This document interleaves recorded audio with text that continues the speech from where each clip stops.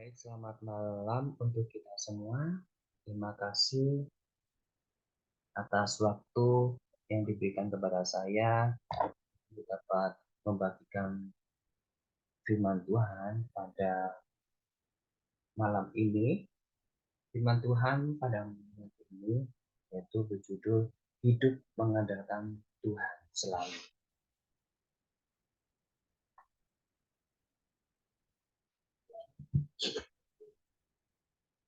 Bagaimana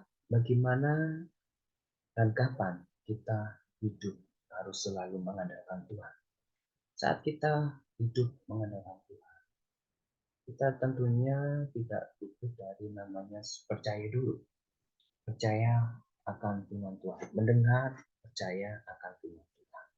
Baru kita mampu hidup di dalam Tuhan. Yeremia 17 ayat 7 dan 8.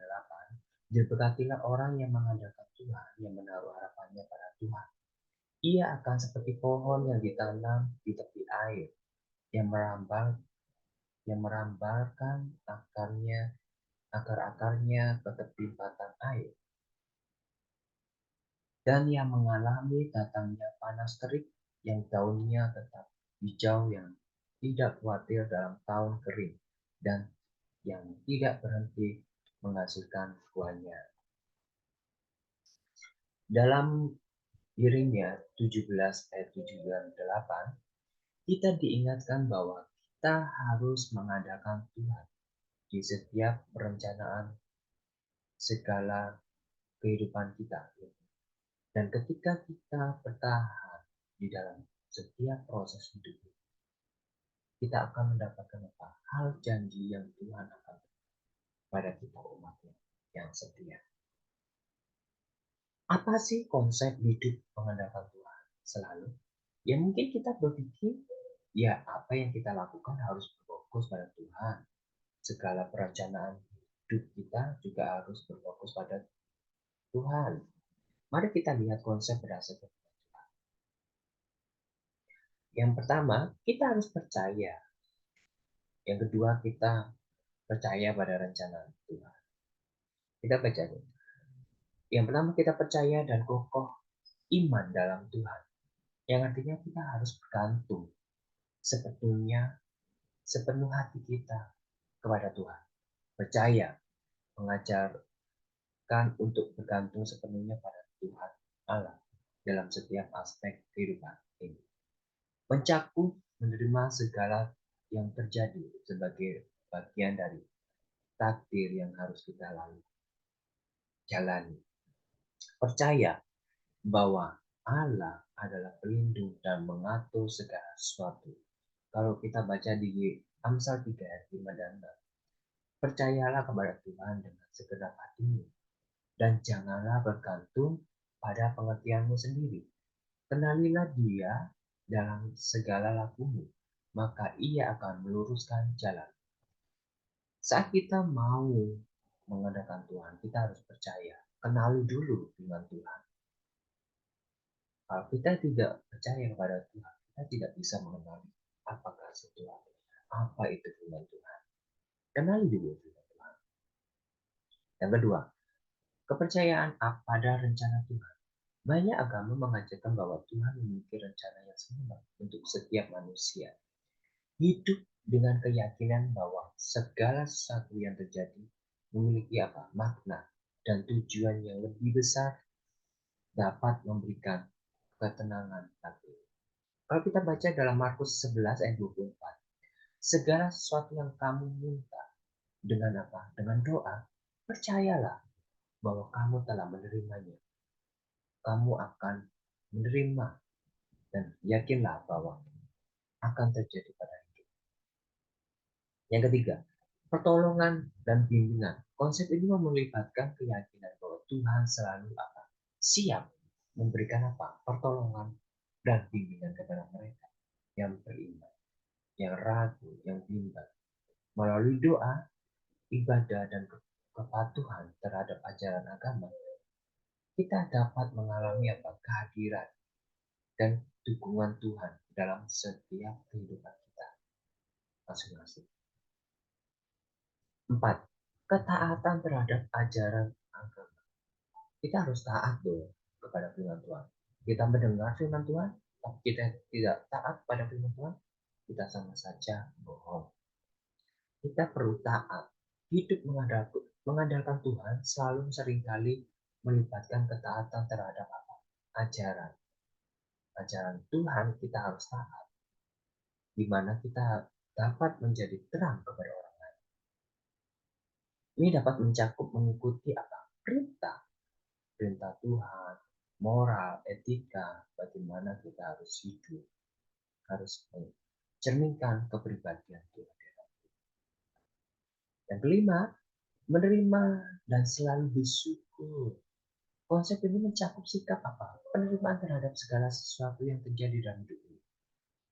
Dalam hidup ini, saat kita mendapatkan sesuatu hal yang tidak menyenangkan, kita harus apa? Selalu bersyukur. Karena dari setiap kehidupan yang tidak baik, kita akan belajar. Belajar apa? Belajar apa makna yang Tuhan mau. Apa yang Tuhan ingin proses dalam hidup kita. Jadi pelajaran sekolah sahabat kita diingatkan bagaimana kita mampu bertahan di dalam Tuhan. Dengan kita harus menerima setiap hal yang terjadi dalam kehidupan kita. Ya enggak? Kita mau menerima segala sesuatu dengan rasa syukur, maka kita akan timbul satu apa kepercayaan iman kita. Saat kita menghadapi situasi yang kita harapkan, jangan pernah kita berharap kita jauh daripada Tuhan. Tapi saat kita merasa bersyukur di setiap apa yang terjadi, itulah maka timbullah satu iman untuk kita percaya kepada Tuhan. Ketekunan dan kesabaran. Ketekunan dan kesabaran, hidup ini mengandalkan Tuhan juga mencakup sikap apa ketekunan dan kesabaran dalam menghadapi cobaan hidup. Ingat ya, Tuhan tidak pernah memberikan suatu masalah dalam hidup kita. Tapi masalah itu harus memang terjadi dalam hidup manusia agar manusia mampu mengenal namanya kasih Tuhan. Ya, ketekunan dan kesabaran dalam hati kita masing-masing itu perlu untuk apa? Menghasilkan suatu karya yang menghasilkan iman yang kokoh. Saat kita mau dipimpin oleh Tuhan, jangan lupa kita minta hati yang baru, roh yang baru, agar kita selalu diubahkan hidup kita menjadi apa? Menjadi sesuai dengan perintah-perintah Tuhan, seturut dengan kehendak Tuhan. Ya, jadikan Tuhan itu perisai perintah dalam hati kita. Ya, kesabaran itu perlu untuk kita mampu dalam menghadapi situasi. Oke, kita lanjut lagi. Di Kejadian 30 ayat 22 sampai dengan 23 mencatat tentang apa? Rahel, istri Yakub yang selama 7 tahun telah belajar menaruh harapan kepada Tuhan. Supaya apa? Supaya istri Yakub ini, Rahel ini dikaruniai untuk apa? Memiliki anak. Allah ingat doanya dan membuka kandungannya. Jika kita menaruh harapan kepada Tuhan, maka Tuhan pasti ingat kepada kita. Dan jika Allah ingat kita, maka segala sesuatu pasti jadi. Ingat ya, kata ingat bukan menunjuk bahwa Allah pernah melupakan. Enggak. Tetapi ketika kita menaruh harapan kepada Tuhan, maka ingatan Tuhan akan doa-doa kita begitu kuat sehingga kita, waktu kita dengan Tuhan akan sangat indah. Kenapa? Karena kita selalu berkomunikasi kepada Tuhan. Firman Tuhan juga katakan, jika kamu memerlukan segala sesuatu, apa kata firman Tuhan? Minta, minta, ketok pintu. Tuhan akan membukakan pintu bagimu. Meminta apa yang kamu minta kepada Tuhan, asal sesuai dengan firman Tuhan, asal sesuai dengan kehendak Tuhan, Tuhan akan apa? Berikan kepada kita. Ya, nggak mungkin lah Tuhan tidak peduli dengan itu. Nggak mungkin Tuhan tidak memberikan rancangan yang terbaik pada hidup kita. Saya yakin saat kita mau sabar, saat kita mau dibentuk iman kita kepada Tuhan, kita mampu untuk apa? Menerima segala sesuatu. Ya, di Kejadian 30 ayat 1 dan 2 mencatat ketika diketahui Rahel bahwa Lea, kakaknya, telah melahirkan beberapa anak bagi Yakub, maka Rahel menuntut Yakub untuk apa? Memberikan seorang anak bagi dia. Kalau tidak lebih memilih untuk mati, maka marahlah Yakub kepada Rahel dan berkata, Akulah, aku aku akan mengganti Allah yang telah menghalangi engkau. Akibatnya Rahel memiliki jalan sendiri. Kalau kita baca di ayat Kejadian 1 ayat, Kejadian 30 ayat 3, yaitu berikan Bilha budaknya kepada Yakub supaya ia melahirkan anak di pangkuan Rahel. Dalam menaruh harapannya kepada Tuhan, Rahel alami apa? Ujian dan ia sempat tidak tahan uji. Jadi menaruh harapan kepada Tuhan itu harus apa? Tahan, alami ujian. Apakah kita memutuskan untuk memilih jalan sendiri atau kita memutuskan untuk menanti dengan sabar sesuai dengan waktu Tuhan? Ya, kita lihat aja dalam kehidupan kita. Saat kita sekolah dulu aja lah. Saat kita sekolah, kita harus memasuki tahap. Gak mungkin kan kita masih kecil langsung ke tahap SMP, langsung ke tahap perguruan tinggi. Gak mungkin. Kita bertahap dulu. Masuk ke playgroup. Dari playgroup kita beradaptasi. Habis beradaptasi kita mampu bersosialisasi kepada orang lain. Kita belajar bersama. Masuklah ke kelas SD. Kelas SD kita belajar kesulitan-kesulitan, kita belajar memahami, dan langsung kita belajar ke tahap berikutnya. Dan sama dengan kehidupan kita, Tuhan itu nggak mungkin memberikan kita tahap yang lebih tinggi dulu. Firman Tuhan katakan apa? Saat kita tahan dengan pencobaan-pencobaan yang lebih kecil, maka kita akan bertahan dengan pencobaan-pencobaan yang lebih besar. Itulah firman Tuhan. Ya, saat kita saat kita berpikir bahwa kita hanya ingin mendapatkan masalah yang kecil-kecil aja, ya bagaimana kita mau dibentuk iman kita? Iya enggak? Saya juga dulu berpikir seperti ini. Tuhan, kalau Tuhan izinkan, mending saya menghadapi masalah yang kecil-kecil aja. Saya daripada masalah yang besar, tapi saya nggak mampu. Ternyata pola pikir saya itu salah. Justru Tuhan itu kasih kepada saya, mengasihi saya dirintangi berbagai situasi yang tidak saya harapkan. Tapi disitulah saya apa? Bersyukur. Tuhan, terima kasih Tuhan ajarkan saya untuk lebih lagi untuk apa? Bersyukur. Dalam kehidupan kita seringkali pernah nggak kita bersyukur kepada Tuhan? Atau jangan-jangan kita ketika dikasih masalah, kita lari dari Tuhan. Malu. Gimana kita mau dibentuk iman kita? Seringkali saya banyak menyukai seseorang, bahkan teman-teman saya, waktu saya di kampus dulu, teman-teman saya ada yang Kristen, ada yang non-Muslim, dan ada yang agama selain non-Islam dan Kristen. Nah, di situ saya beradaptasi, berkomunikasi dengan mereka. Di situ saya menemukan beberapa orang,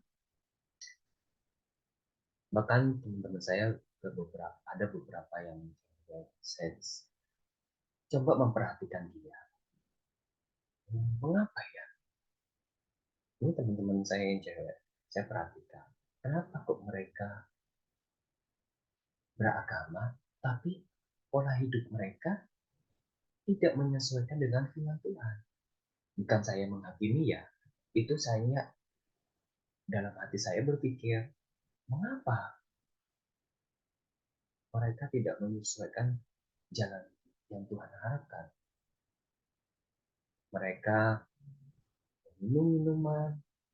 Kalau saya di Bali ya, beberapa teman-teman saya banyak yang minum minuman beralkohol, banyak yang smoking, merokok, dan lain sebagainya. Disitulah saya sempat diam sejenak. Disitulah sempat saya berpikir, Tuhan, saya orang paling bersyukur banget. Kenapa? Saya dari kecil dipimpin oleh orang-orang baik. Saya diajarkan oleh orang-orang baik bagaimana saya mengenal firman Tuhan. Sedangkan di sana banyak orang yang masih belum mengenal Tuhan. Bagaimana cara mereka hidup. Lalu saya sempat berdekati teman saya. Dia sedang sendiri teman saya. Saya coba mengambil survei, mengambil apa ya namanya, pendekatan. Di situ saya mencoba untuk bertanya, apa yang membuat kamu seperti ini? Apa yang membuat kamu, apa sih yang terjadi pada diri kamu? Coba kamu perhatikan dulu, kamu orangnya bukan seperti ini. Merokok, meminum minuman. Tapi sekarang kamu bisa berhal seperti ini. Apa yang membuat kamu hal itu? Satu, dia jawab, dia mengatakan, saya nggak tahu arah tujuan hidup saya. Saya nggak tahu arah kemana saya harus pergi. Oh, seperti itu ya. Saya galau dengan situasi permasalahan yang ada. Ya, saya sebagai orang manusia, Tuhan memberikan saya kesempatan untuk bisa membagikan firman Tuhan. Disitulah saya coba membuat dia sedikit terbuka hatinya. Bagaimana hidup itu sangat penting. Bagaimana hidup itu kita harus menjadikan yang bermakna kepada apa kebenaran. Banyak mungkin di sekeliling kita hidup di antara Anda lebih baik, orang lain tidak. Tapi disitulah Anda dipanggil oleh Tuhan untuk menjadi terang, bukan untuk menjadi sesuatu penutup. Artinya tidak mau menjadi terang. Orang lain membutuhkan kita menjadi terang agar kita mampu menolong orang lain. Nah, puji Tuhan, orang yang sempat saya dekati itu, dia meninggalkan sifat-sifat ya seperti merokok dan minuman alkohol itu. Tapi nggak tahu, saya sudah 2 tahun tidak kontak dia masih menerapkan prinsip hidup yang sehat atau tidak. Itu saya sudah jarang kontak karena saya juga sibuk. Oke, kita lanjut lagi firman Tuhan ya. Oke. Kalau kita coba kita lihat dalam Keluaran 14 ayat 10 sampai dengan 15. Mencatat ketika diketahui bahwa Firaun dan pasukannya mengejar bangsa Israel yang telah keluar dari Mesir, maka sangat ketakutlah orang Israel. Dan mereka berseru-seru kepada Tuhan.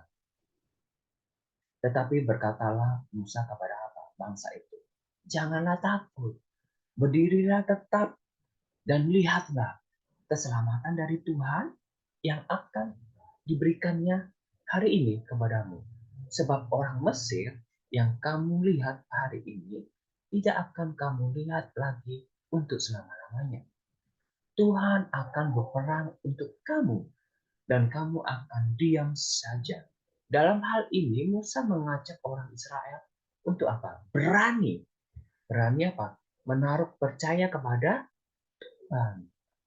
percaya dengan Tuhan sepenuhnya. Katakan jangan takut, beranilah, beranilah. Dan kata diam bukan berarti takut dan tidak mau berbuat apa-apa, tetapi menaruh percaya sepenuhnya pada pembelaan Tuhan. Berani yang dimaksud adalah berani karena punya pengalaman dengan Tuhan di masa lalu. Ya, saya punya sedikit cerita di masa lalu hidup saya. Dulu, saat saya tidak mengenal firman Tuhan, saat saya buta akan firman Tuhan, saya sering takut dalam hidup ini. Kenapa? Saya berpikir, Tuhan, saya harus ini apa? Harus berjalan sendiri di dunia ini. Saya pikir saya nggak mampu. Saya pikir saya lemah. Sampai saya berpikir, waktu saya masih kecil ya, saya berpikir seperti ini. Tuhan, seandainya saya nggak diizinkan hidup, saya lebih senang ya. Kenapa? Karena saya bisa apa? Nggak merasakan hidup yang begitu berat bagi saya. Tapi ketika itu, pola pikir saya itu pemikiran yang salah. Tuhan ingatkan saya, Buri, ayo coba kita baca firman Tuhan. Selidiki firman Tuhan itu. Saya baru kelas 4 SD ya. Kelas 4 atau kelas 5 ya. Saya baru mau menyelidiki firman Tuhan.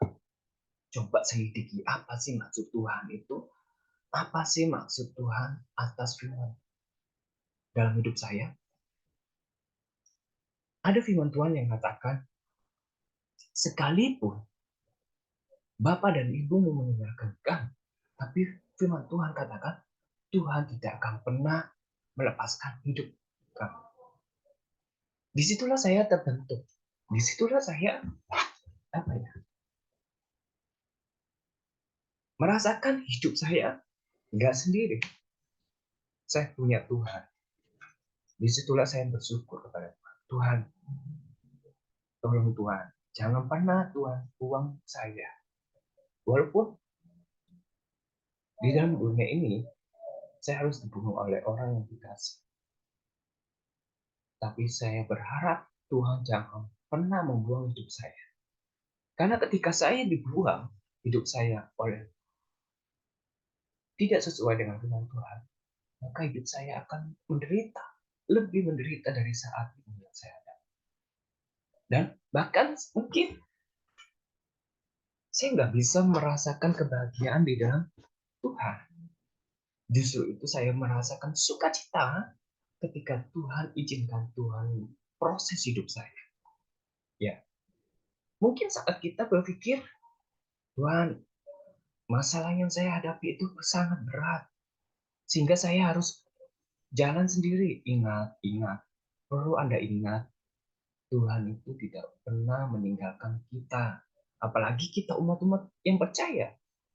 Ya, kalau kita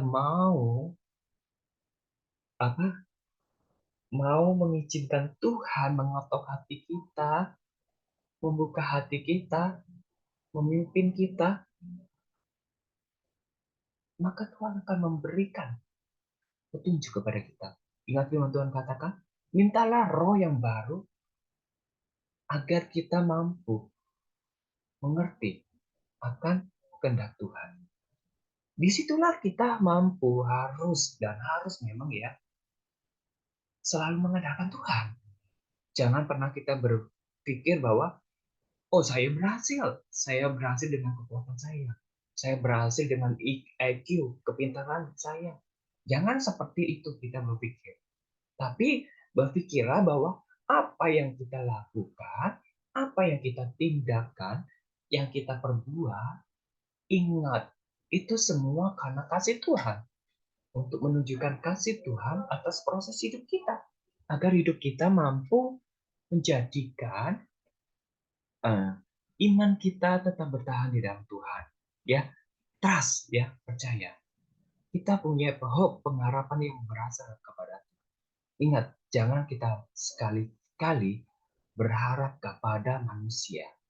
Karena manusia itu, sesuai firman Tuhan katakan, akan membuat kita akan jatuh. Tetapi saat kita berharap kepada firman Tuhan, maka firman Tuhan itu akan menolong hidup kita. Ya, kita lanjut lagi di 1 Samuel 17 ayat 37. Mencatat Daud beri kesaksian kepada Saul bahwa ia berani menantang Goliat yang tinggi karena ia punya pengalaman mengalahkan cakar singa dan cakar beruang.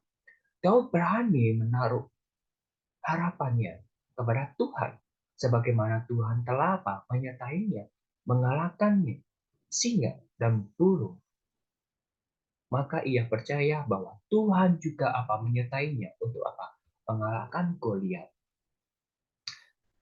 Kalau kita baca lagi di Yohanes 2 ayat 3 sampai dengan 5, mencatat ketika Maria mengetahui terjadi kekurangan anggur, pesta perkawinan di Kana, Maria menaruh harapannya kepada Tuhan Yesus. Maria berani menyuruh para pelayannya untuk melakukan apa yang Yesus perintahkan. Mengapa Maria sangat yakin Yesus bisa melakukan mujizat? Karena Maria punya pengalaman bersama Yesus dalam membesarkan Yesus. Sejak Yesus masih seorang anak kecil sampai dengan hari itu, banyak pengalaman mujizat yang Maria simpan dalam hati. Ayo, kita baca lagi di Amsal 3 ayat 5 sampai 6. Saat kita berpikir bahwa kita harus bersandar pada pikiran kita sendiri, itu salah, ya. Itu salah. Saat kita bersandar pada pikiran kita sendiri, ingat, itu salah. Tapi saat kita belajar bersama Tuhan di Amsal 3 5 sampai 6, percayalah kepada Tuhan dengan segenap hatimu dan janganlah bersandar kepada pengertianmu sendiri. Akulah Tuhan dalam segala lakumu, maka Tuhan akan meluruskan jalanmu. Mari andalkan Tuhan dan menaruh harapan kita. Percaya kita hanya kepada siapa? Tuhan dengan sepenuh hati. Jangan bimbang, jangan ragu. Kalau kita percaya kepada Tuhan, harus percaya. Ingat, ketika Tuhan menampakkan kepada murid-muridnya, ketika Tuhan berjalan di atas air, murid-muridnya kaget, kan? Hantu, Tuhan dikira hantu. Lalu Tuhan berkata, janganlah takut, akulah Tuhan. Lalu apa yang dikatakan